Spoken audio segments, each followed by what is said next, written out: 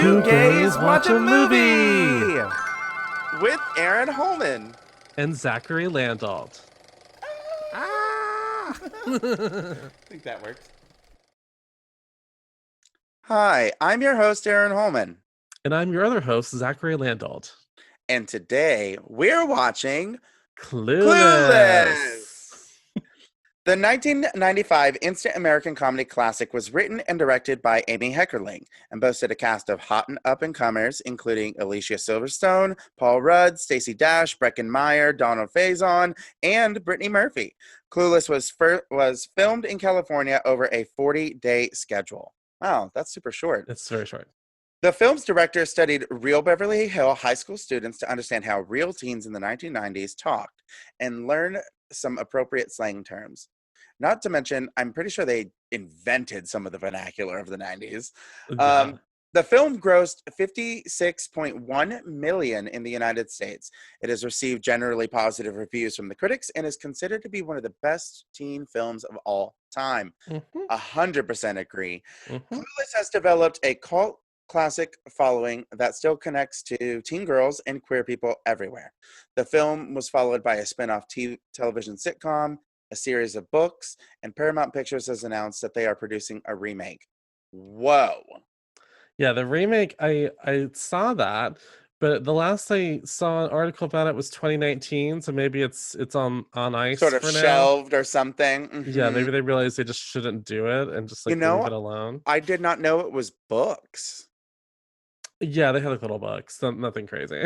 That's cute. Yeah. Well, in case you need a refresher on what happens in Clueless, Arron and I will give you a quick. Arron and I will. Leave me alone! Arron and I will give you a quick rundown about the plot. Clueless is a story of Cher Horowitz, who lives in a Beverly Hills mansion with her wealthy, slightly terrifying lawyer father, Mel. Her mother died during a liposuction procedure when Cher was a baby. She attends Bronson Alcott High School with her best friend, Dion Davenport. Here's where Dion lives.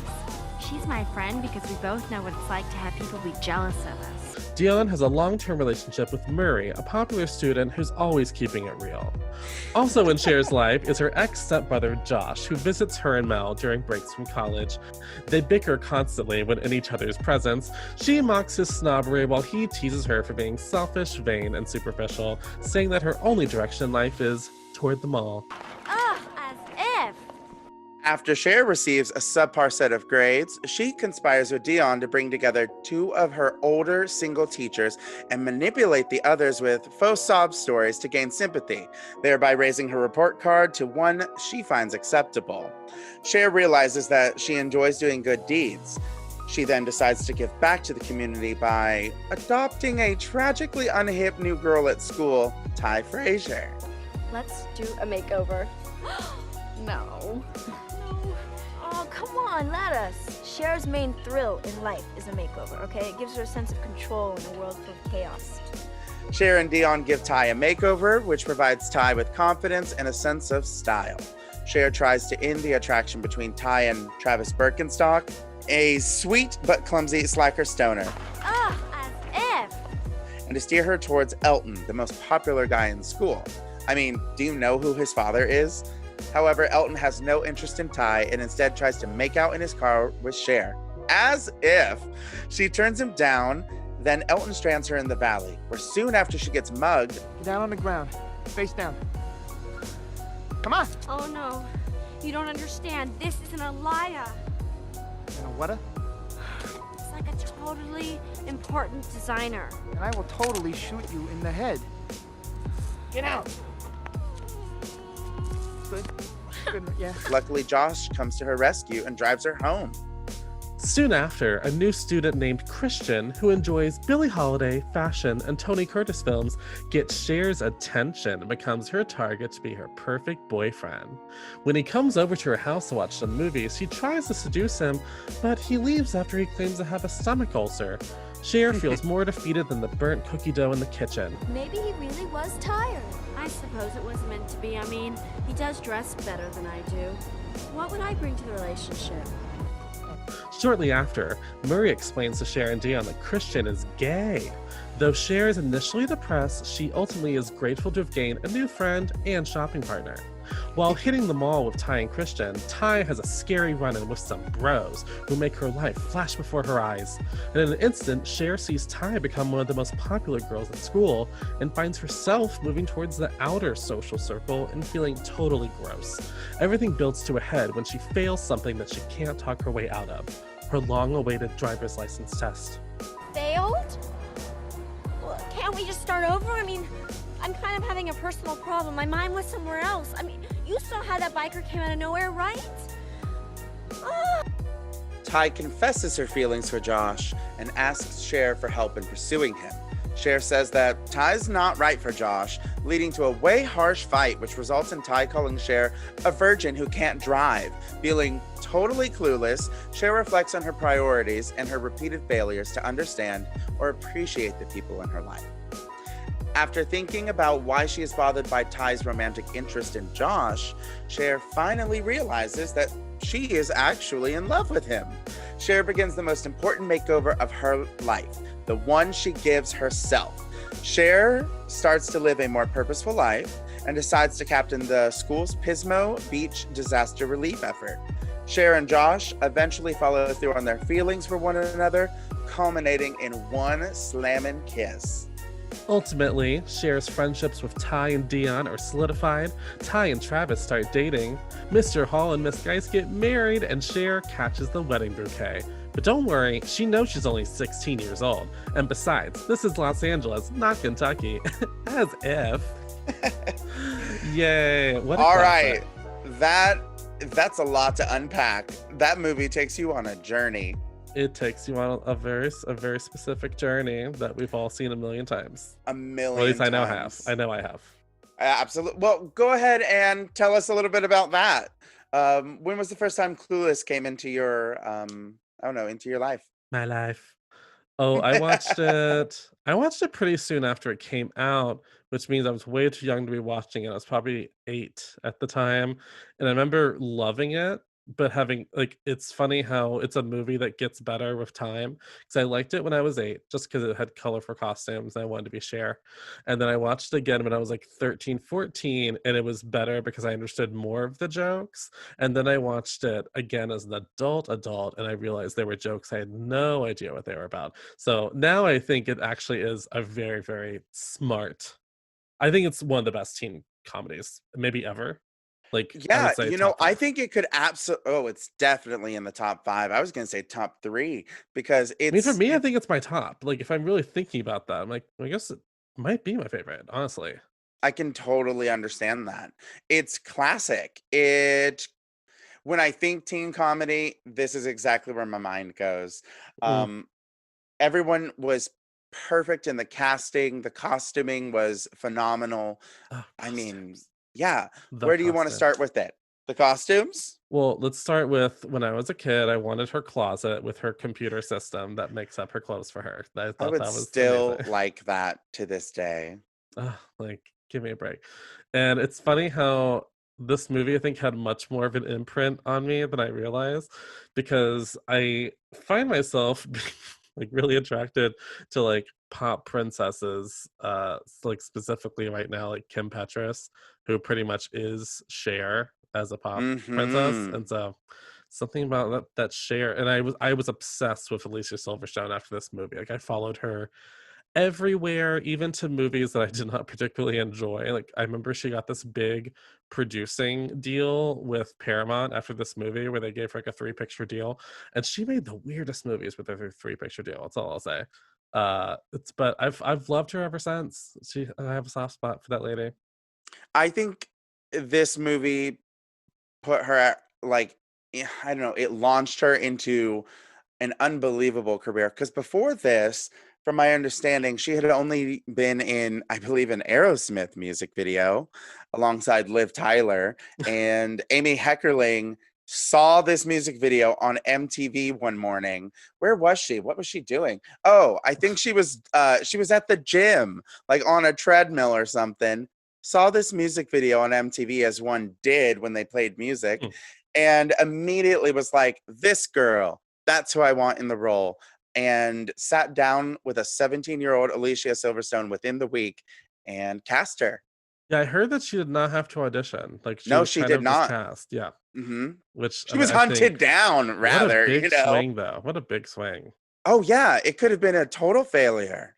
Yeah. I mean, I guess she just felt the vibe of and Alicia is a very intelligent girl. So I'm sure she just picked up on her natural smarts. 100%. Oh man. Do you have a favorite costume or some favorite costumes for Ooh, this movie?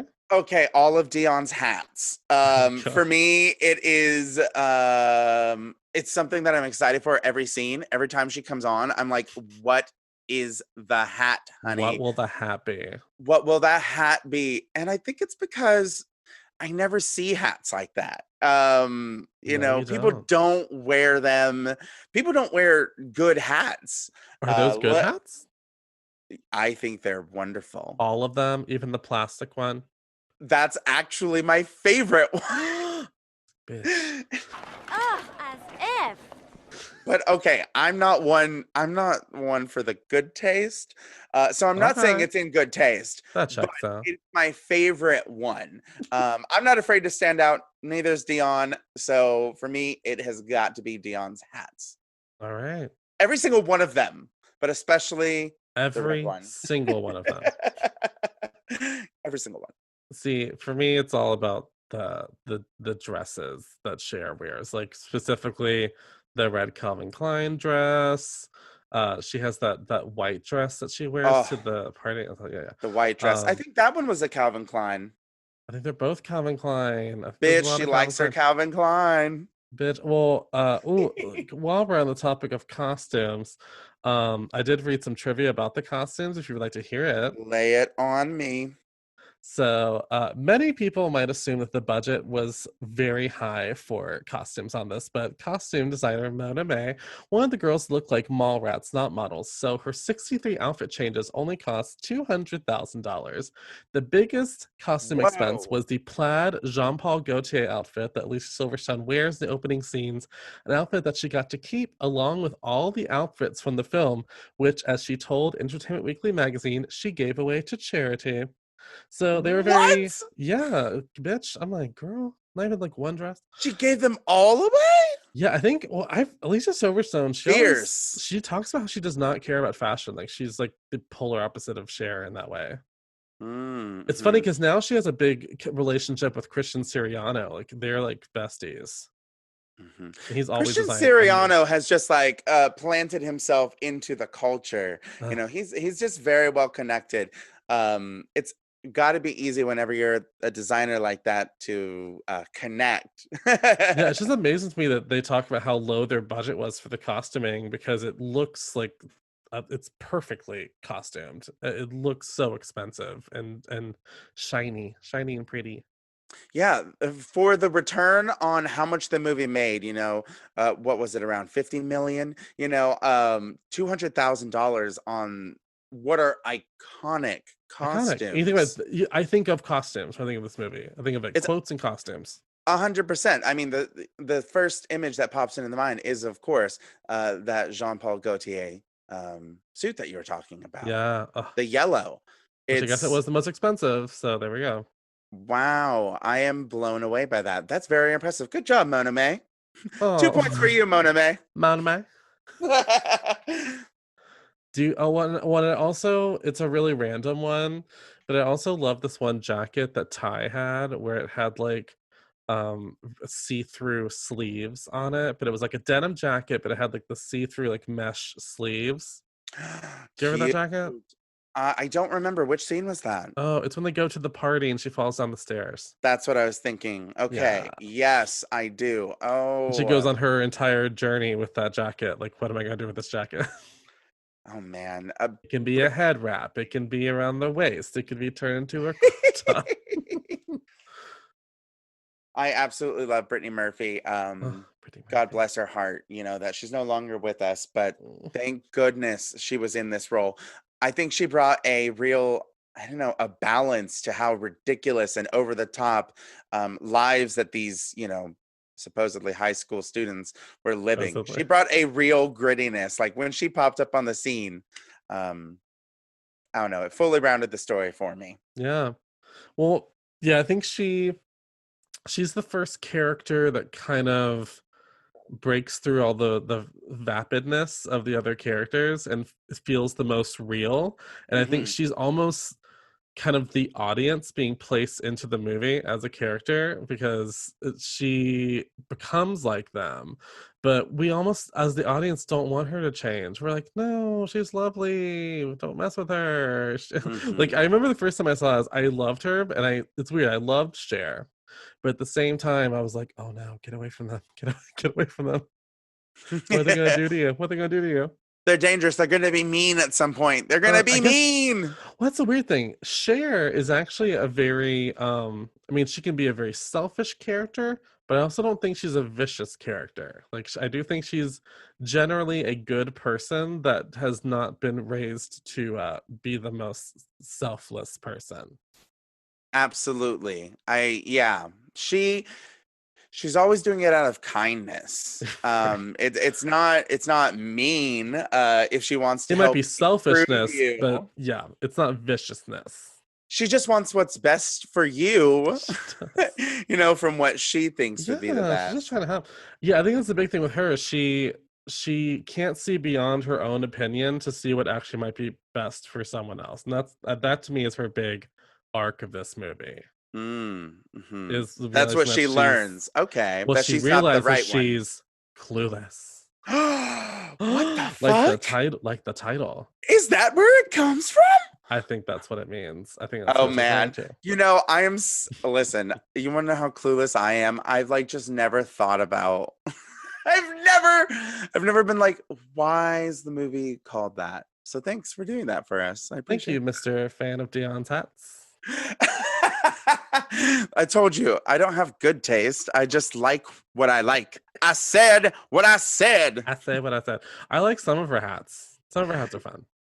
Look, I think they're all fun. Now, whether or not they're good or I have anything to go with them, that's up for debate. Now, as a young gay boy, were you into Christian? Like, were you into the representation of Christian? Did you even think about it at the time, or? I don't think I thought about it at the time, to be Mm, perfectly honest. yeah. I was a little bit younger, just probably like a year or two. And my sister was a big fan of this movie. She's 5 years my senior. Hmm. And she, of course, I mean, she was the one who introduced me to Britney Spears and Hanson. But I remember very specifically one of her favorite movies was this, was Yeah, I Clueless. saw this with my sister as well. It makes sense, of course it's logical. It's I like logical.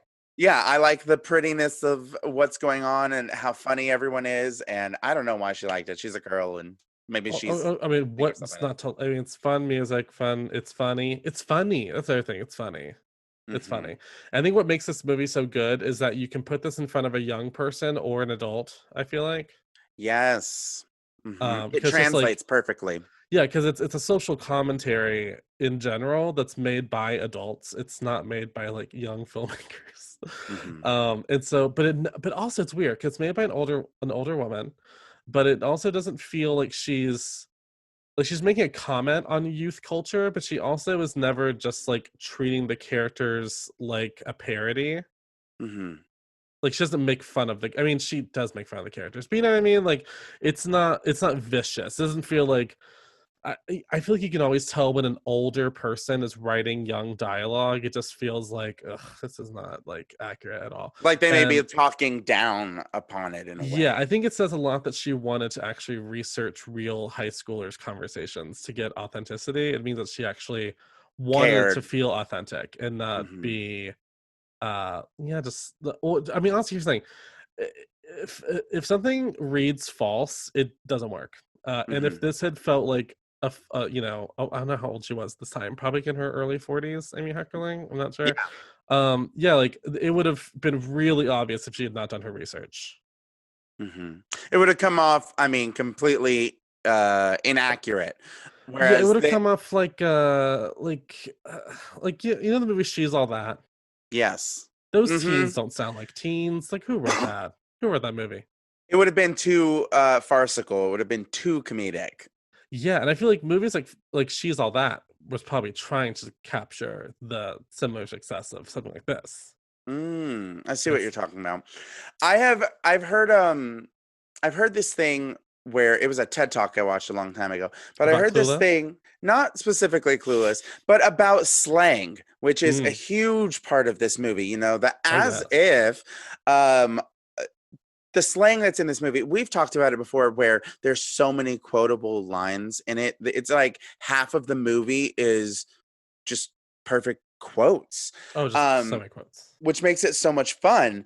But I've heard this thing before where it's like the youth who use slang are the ones who are going to change the future, because by using slang, it shows a comfort within language to manipulate it and to even create new things that eventually permeate and become the culture.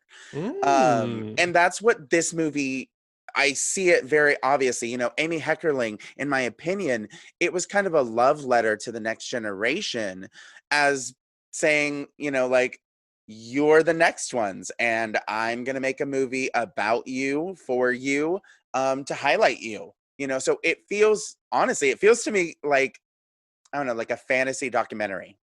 Well, it's funny because she also made Fast Times at Ridgemont High in the 80s. So this was kind of Oh, her. perfect. Yeah, Yeah, so it's that's like her exactly what she 90s. does. Yeah, it's like she kind of like commented on youth culture in the 80s and then commented again in the 90s.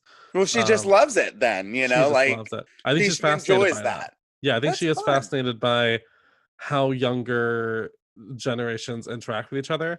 And the thing is with this movie, rewatching that, I've seen this movie so many times, I probably didn't even need to rewatch it, but you know, any excuse to. There are quotes, like famous quotes, in almost every scene of the movie. Like it's it's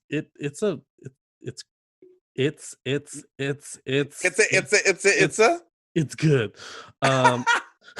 That's my take. It's good. No, Oh my God. I know. Write that down. Hot take. Whatever. Send it into the post. No, but it's just like, it's wall to wall quotes. Like, they're not, because some movies you remember all these things about it and you go, oh, it's all just in this one section of the movie. This is like from beginning to end. It's just, it's so good. And I love the opening of the movie as well. Oh man, When it's when she's incredible. like, I know what you're thinking. Is this girl's life an eczema at or what? Just, you know, I mean, that got me when I was a kid. That sucked me in. The first line of the movie, I was like, I don't know what this is, but I'm here. I'm here to watch this entire thing. Oh, in the opening, one of the parts that I love is when she goes over the curve, hits that mailbox like it's nothing, and she's like, Dion looks at her at one point and it's just like, hello, that was a stop sign. I totally paused. No, you did not, ma'am. You did not. What are some of your favorite quotes? Which ones stand out for you? From that scene, when Cher says to Dion, shopping with Dr. Seuss, and she's like, well, at least I have to skin a collie to make my backpack. And you already got me. But there's so many. There's the as if of it all. There's you know, she could be a farmer in those clothes. Come on, Amber. Farmer in those clothes. Or, you know, she's a total Monet. Like, from far away she looks all right, but when you get up close, the big old mess. What is it where she says the anything you can do to draw attention to your mouth is good. Still rings true to this day, honestly. And makes them think of being naked, which makes them think of sex. And the thing is, she's a fucking like virgin who can't drive. I shouldn't know what she's talking about. And also, I mean, I just find it so hilarious. It's better as an adult to watch, just watching her fall deeply, madly in love with Christian, because the thing that I did not notice when I was younger about Christian is there are so many clues. I mean, other than the obvious ones, like he's literally listening to Billie Holiday in his vintage yellow convertible, and like, yeah, they watch Tony. He brings over Some Like It Hot and Spartacus. Like, that's, you know, Spartacus to the ones Spartacus. who Oh my God, but she does say love Spartacus. But listen, Um, I remember like discovering like Spartacus as a gay boy. It was mhm. after watching Clueless though. It wasn't like through Clueless. It was of course just like finding it one day. But like to go back and see that that is what they chose to watch when he came over, like she's an insane woman for having fallen in love with Christian. I mean, she's Well, not and insane. Dude. there's a scene in class where he's reading Junkie by William S. Burroughs, who was a famous Famous homo. yeah, famous homo. And then also when he calls her to come over to her house to watch movies, he's at a museum, and if you look at what he's like staring at, he's looking at a painting of two men like kissing. Oh, Like I didn't wow. notice that ever. I'd never noticed that. Nope, So didn't notice that one. I love that yeah, detail. so they really when Josh knows he's gay because he sees him dancing with that guy at the party at the bar. Hmm. So, but I think when I was a kid, I didn't have vocabulary yet for like gay, or I I just didn't agree. I didn't get it, or I was too scared to get it. But I remember being like, he has a nice car. I like his yellow car. That makes sense because it's like the innocuous thing attached to the character. So I'm not complimenting that man. Do you have any other favorite quotes? I'm like, what else sticks out? Any Thai quotes? Oh, yeah. Oh, for Thai, my favorite is okay. Well, two things. I have one attached to this quote. But my favorite is at the party, the rolling with the homies. Yeah, oh, iconic. I 100% love it. Well, she And serves up those vocals that we would later get in Happy Feet. I know, and I'm like, I'm doing the little hand movement right now Oh, I too. You gotcha. know, I like saw it. I it. saw it. I put my Christmas sweater on. I like. Oh, lovely. Did you hit I'm your head? yeah. Did I I mean, explain the hats you like of Dion's? I'm bleeding right now. Yeah. Oh, that's nice. At least I'm not a virgin who can't drive. Okay. Don't start with me. Yeah. Well, the thing is about this movie, everyone almost has a quote. Like Oh yeah. Amber's got quotes. Of course, like she could be a farmer in those clothes. I mean, one of my favorite exchanges is when Amber is talking about Cher's speech, and Glass is like, "Am I alone here? I thought it reeked." And then Cher says, "I believe that was your taste in imposter perfume." Just love it. There's so many. Oh, I mean, I think Amber delivers what became iconic in the 90s. She has that moment where she, of course, makes the W, and There we it's the go. whatever. Whip that Um, moment. Whatever. I, oh my God, I can't tell you how many times I saw my sister do that, you know, like growing up. Like, that was such a stupid thing that everyone did in the 90s. Or it's like, I'm totally bugging. Ugh. Or like, I love all the things I know. Like, I had to surf the Crimson Wave. Like, it's like, Oh what? my God. I had to Disgusting. haul ass to the ladies. Wow. Love it. I've seen this a lot. Well, I'm happy. I'm very happy about it. Favorite Go ahead. characters? Ooh, favorite characters. For me, it's Ty and You're very Thai. Dion. You have Yeah, Thai energy.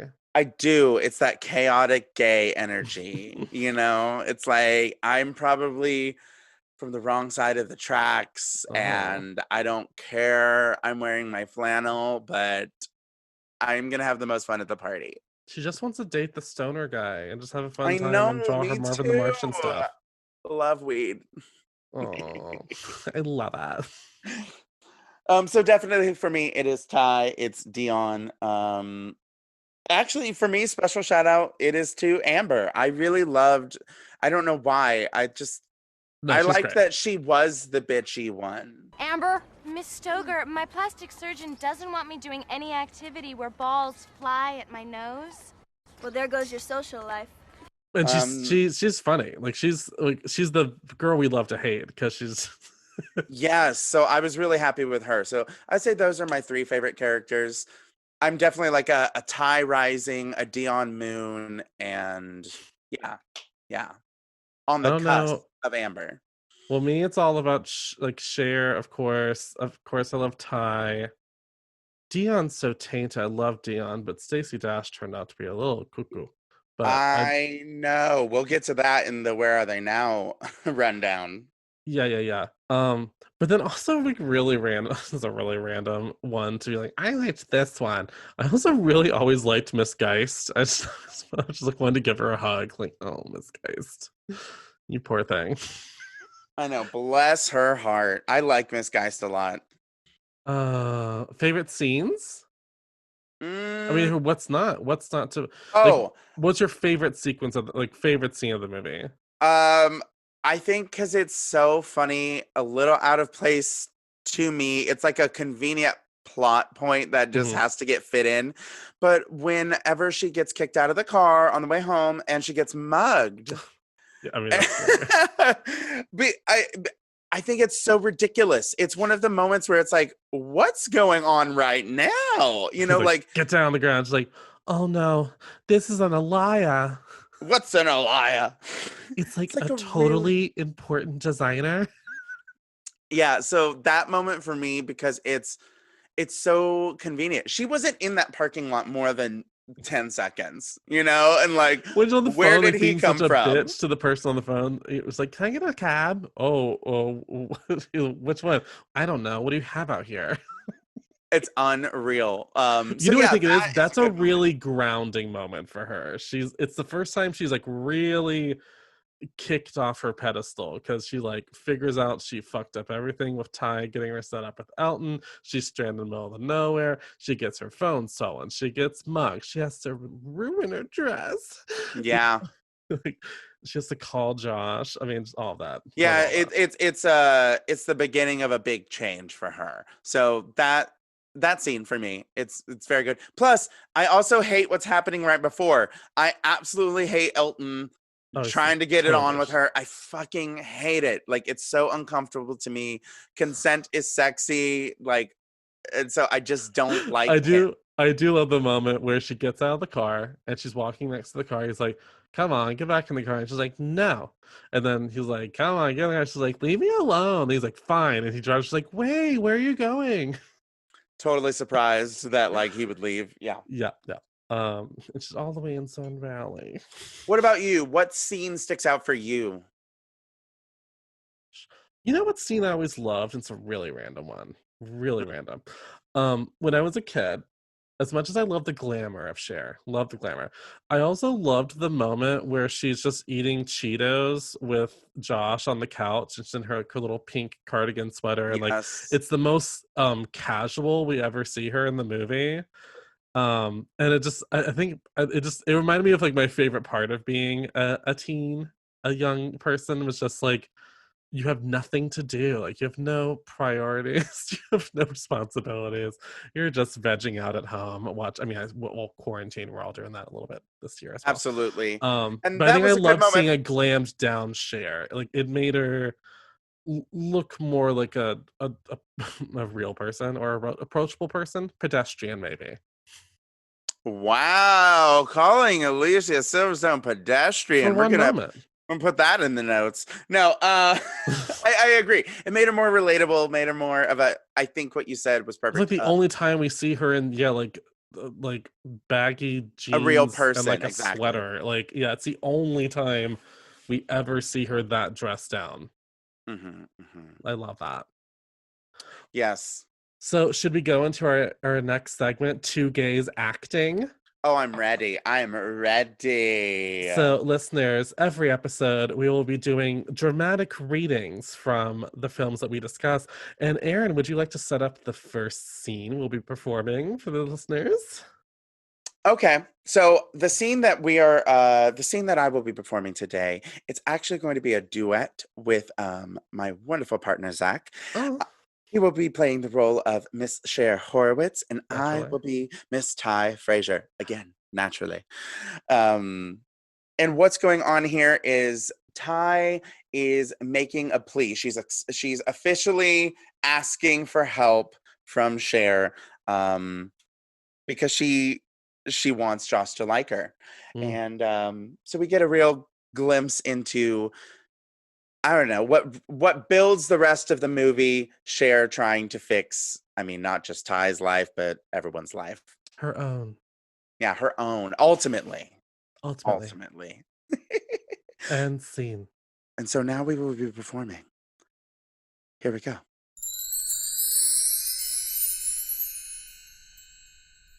Look, you've got to help me get Josh. Get Josh what? You know what I mean. I like him. Do you think that he likes you? Yeah. Well, how do you know?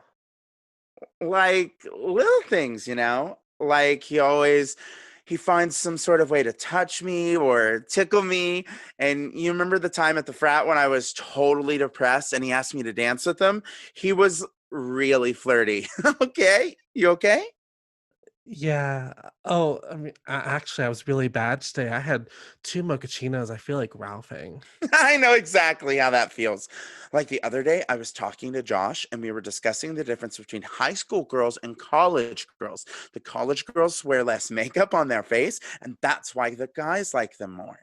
But Ty, do you really think you'd go with Josh? I mean, he's like a school nerd. What? Am I some sort of mentally challenged airhead? No, not even. I didn't say that. But I'm not good enough for Josh or something. I just don't think you mesh well together. You don't think that we mesh well? It is like, why am I even listening to you to begin with? You're a virgin who can't drive. That was way Which harsh, in Ty. reality, and now we're at Way scene. harsh. In Way reality, harsh. that was way harsh. But Way in harsh, Ty. reality, what's great about that moment is that line that Brittany Murphy delivers right there. Yeah. You're a virgin who can't drive. In reality, she was a virgin at the time who could not drive, who did not She have her was. license. I read that as well. So it's like this wonderful moment, how fun to get to vocalize that inner voice that she must judge herself with, but then getting to like say it to someone else, yeah, I love that scene. Thank you Love for it. letting me do that. Now, Zacary, I think you have a reading prepared. Is that right? Yes, in this moment from the film, Cher gives a speech in front of her English class. English lit class? History class. It's a class. Class? It's a class. Should all oppressed people be allowed refuge in America? Amber will take the con position. Cher will be pro. Cher, 2 minutes. Okay. So, like, the Haitians need to come to America, but some people are all, what about the spring our resources? And it's like when I had this garden party for my father's birthday and it's all catered, and I said RSVP because it's a sit-down dinner. Okay. People came that like did not RSVP, and I'm like totally bugging. I have to haul ass to the kitchen, redistribute the food, and like squish in extra place settings, and the people are on mismatched chairs and all. And by the end of the day, I was like, the more the merrier. And so if the government could just get in the kitchen and rearrange some things, we could certainly party with the Haitians. And in conclusion, may I remind you that it does not say RSVP on the Statue of Liberty. And scene. And scene. Wow. And in that scene, of course, her mispronunciation of Haitians was a Alicia Silverstone actual thing she did. A real serendipitous moment. And yeah, Amy Heckerling said that she told everyone, no one tell her. I think my favorite part of that speech, and so if the government could just get to the kitchen and rearrange something, it's like, wait, what does that mean? Is that like a weird roundabout way of saying like, if we could get it cooking and get going on, I don't know. Make like making space for immigrants, like why would you say get to the kitchen? I don't know. I think it's a hilarious turn of phrase. It was a very intelligent point made by Cher about the redistribution of the resources of America for its immigrants, of course. Well, fascinating, and I thank you for bringing that to the table today. That was two gays acting.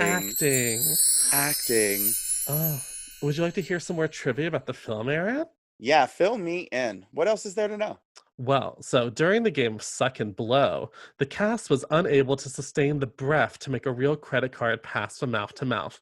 A prop card made of cardboard was substituted, but still did not work. Holes were drilled into it to make it easier, and when this failed, also, the whole cast's lips were heavily coated in chapstick to force the card to stick. It's crazy. It's kind of disgusting. And in the world that we live in now, this post-COVID world, something Oh, like that would never happen again. They'd be like, no Suck and we're Blow. just not putting that in the movie. Yeah, That's no not Suck and happening Blow. right now. I also found out Paul Rudd was mugged during filming, and his backpack was stolen, which held his script for the movie. Oh my God. Could you imagine if someone had like made the movie? Can you imagine? like on their own, supposedly, just like, whoa. Impressive. Super.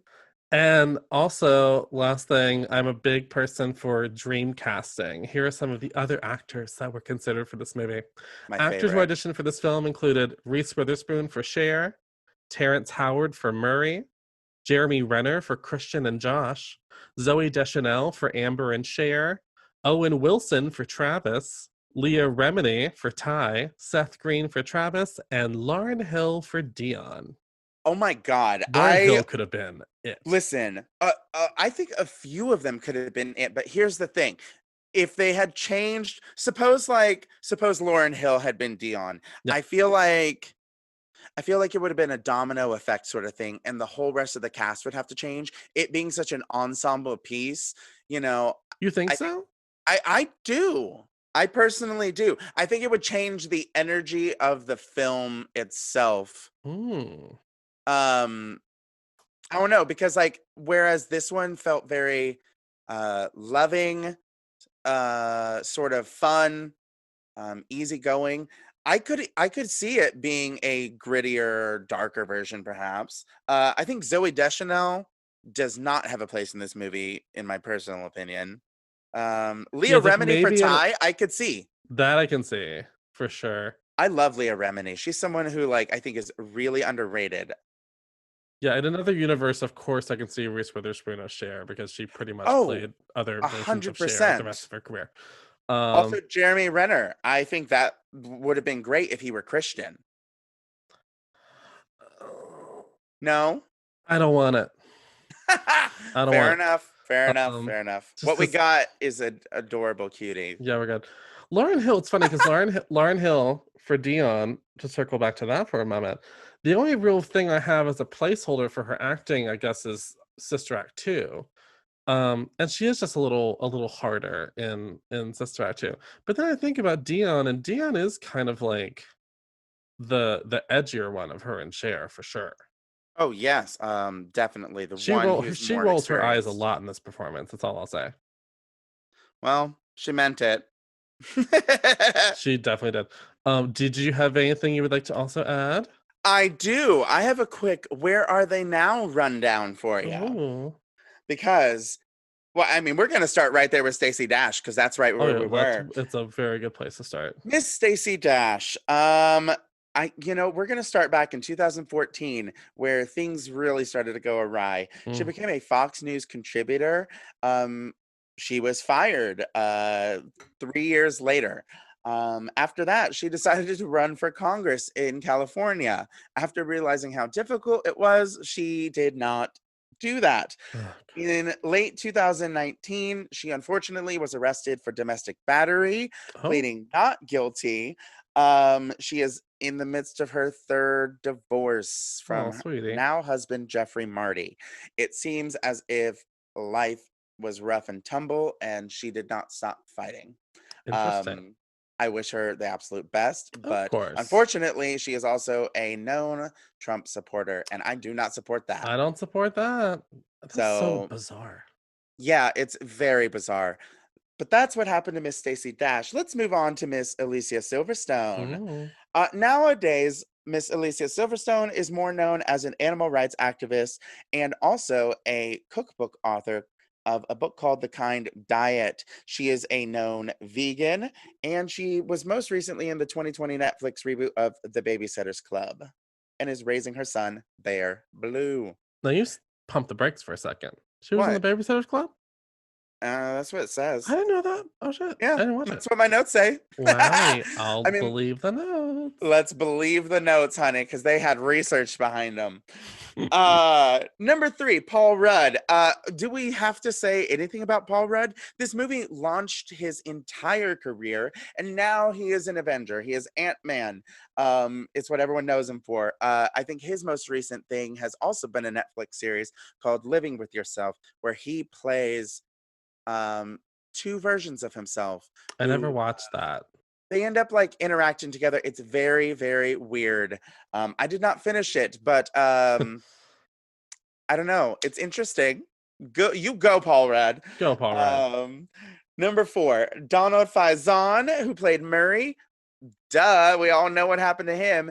9 Yeah, years he on went to medical school. Scrubs. Well, yes, he went to the fake medical school. This is correct. 9 years on Scrubs, and now he is a stay-at-home dad. He has most recently started a Scrubs rewatch podcast with Zach Braff called Fake Doctors, Real Friends. We move on to Breckin Meyer, who is now more known as a voiceover actor than he is on screen, contributing his voice to things such as Robot Chicken, King of the Hill, and ABC's Designated Survivor. Oh, And I had a piece of trivia. I knew I forgot to say something about King of the Hill. yes, bitch. So, did you Oh. know that there was a character on that show? I think it was a young boy, and he goes through puberty at one point, and Brittany Murphy did the voice of the boy before puberty, and after puberty, Breckin Meyer did the voice. Holy Isn't that crazy? shit. And then she was also the voice of Maylin. Oh no, what's her name? What's that girl's name on King of the Hill? I don't know. I can't remember. She was on King of the what? Luann? Luann. Oh, Luann. Luann? Yeah, Mhm. Luann. Yeah, Yeah, Luann. so that's crazy, right? Holy shit. I knew she was the voice of Luann. I did not know that. How crazy that Crazy. it was Crazy. one than the other. But you know, it's that kind of thing right there. It's those little details that that show me that, you know, it really is who do you know? Because that's whose name is going to come up when it's like, oh, we're doing this project. Who can we get for blah, blah, blah? It's like, well, you know, such as what happened in Devil Wears Prada, you know, it led to Meryl Streep working again, you know, in Julie and Julia with the same people. It's who you know. It's It's a fascinating. small town from what I hear. Yeah, it's a very small town. And the last person on our list right here, where are they now, is someone we're going to take a moment of silence for in remembrance. Oh. It is Miss Brittany Murphy. She passed away in 2009 at the age of 32 from a combination of pneumonia, anemia, drug intoxication. Yeah, she will be always missed. What? Now, when you say drug intoxication, do you just mean like pharmaceuticals? Pharmaceuticals, yeah. It was definitely not illegal drugs. Yeah, there was a bad rumor at the time that she died of a drug overdose, which is actually not true. It was not the case. It rather was just a case of, I guess it was like her body got too tired, you know. It was fighting a lot of things. And do you know the backstory on that? I don't. She died, it was later kind of figured out because her husband died the exact same way 6 months after she did. And they later found out that there was mold in the house that they were living in. And she was on all of these like steroids, antibiotics. There we go. Like antibiotics. And they were actually working against her system rather than with it. And it literally like caused her body to go into like shutdown. Shit. And then the same thing happened with her husband. Yeah. Crazy. Shit. Devastating. We love her. I love her so much. We absolutely love her. She went on to do Uptown Girls, Girl Interrupted, Sin City, Don't Say a Word. Yeah, she left a legacy that will always be remembered. Oh, I love that movie. I wore out that soundtrack. Dude, it's so good. Well, should we end the episode with our segment we're going to do every time, where we take the movie and insert it into our very scientific, very real gayometer?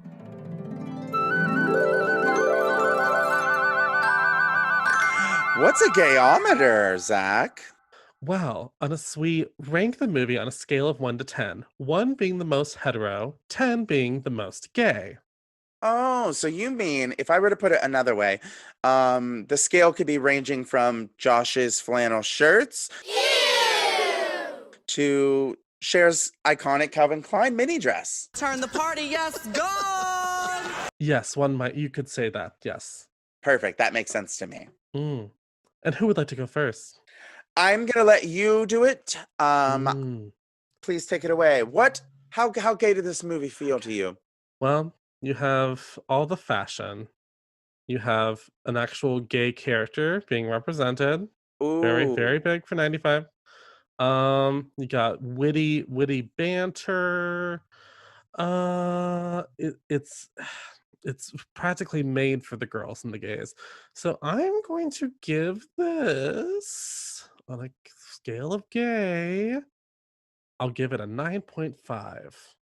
A 9.5. I would only take off the 0.5 because of I don't know, because I want to. I love it. You know, I thought I was going to save this for later in the series, but I am going to give it a 10 out of 10. I don't Okay. see any other way for this movie to be gayer. One of my favorite things about it is the fact that Christian is there and he's not a token gay, even though he is the token gay in the story. His story is real. He wasn't the And he most stays a flamboyant real in his character after he boys. comes out. He does. He stays a very real character. He stays involved in their life.